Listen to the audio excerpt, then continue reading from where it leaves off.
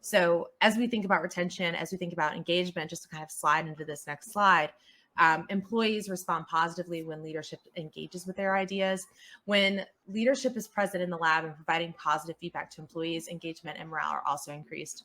So I recommend that you're meeting, if you're a manager or if you're the owner, that you're meeting with your direct reports at least once a month.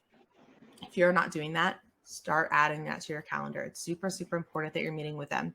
You should come with an agenda. The agenda can be the exact same every single time that you meet with them. It doesn't have to be different. You don't have to reinvent the wheel every single time, but you can have the exact same agenda, and you should be meeting with them at least once a month. I personally meet with my more senior employees, anyone who's been in my organization for more than 6 months. I meet with them every 2 weeks.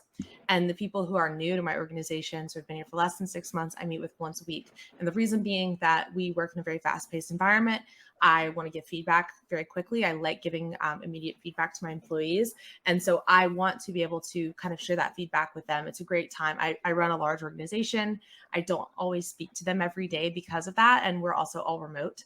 And so it's a great time for me also to catch up with them, learn what's going on in their lives, and just have a chance to do a quick check-in, see where their head's at as well. So trying to build an engaged employee through that direct manager relationship is super, super important. And engaged employees will actually outperform disengaged employees by almost 28%. And this is what we were talking about, what I was alluding to earlier in the conversation, where I mentioned, you want to build this, you want to build an organization that focuses on the retention, that focuses on the engagement of the employee, because they are going to outperform your unengaged employees. And you can have a direct impact on that, which is amazing. A lot of people think I can't impact whether or not somebody wants to come to work or not, but you can. Trust me, having a good boss is a really good reason to want to come to work.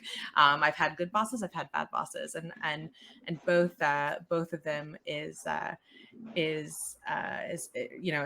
really changes things when you have a good boss. Setting key performance metrics. So another thing that this is kind of my mantra, is, being able to establish metrics within the lab that might be like how many samples are they pipetting, how many samples are they running. All of these are things that you probably have stats for and access to. And so you can think about what the goals are that you want to set your employees, and you don't want them to be too high, right? You don't want them to be out of reach. You want them to be, this is good. This is a good goal. This is a good goal that I want them to reach, whether it's 100 samples, 500 samples, whatever it is, you want to set it. And then when you meet with your employee in that check-in, you talk about it. You say, okay, well, what did you think you did this week that allowed you to either hit it or not hit it? What can we do differently next week? How can we help you achieve this? And the last thing is really keeping employees informed on how the company is doing and showing them that you trust them by giving them autonomy within their positions. This is extremely important. If a company doesn't, or not a company, if an employee doesn't know how well the company is doing, they are lost. They don't understand how their personal work impacts the organization. And that is so important for the organization. It is extremely important for an employee to understand exactly how they impact the organization. And that can be, if you're in HR, that can be, what have you worked on this year that has allowed us to move from point A to point B. If you're a technologist, that might be how many samples did you pipette this week or this month, and how many samples did we do overall? There's a lot of different ways that you can kind of show that.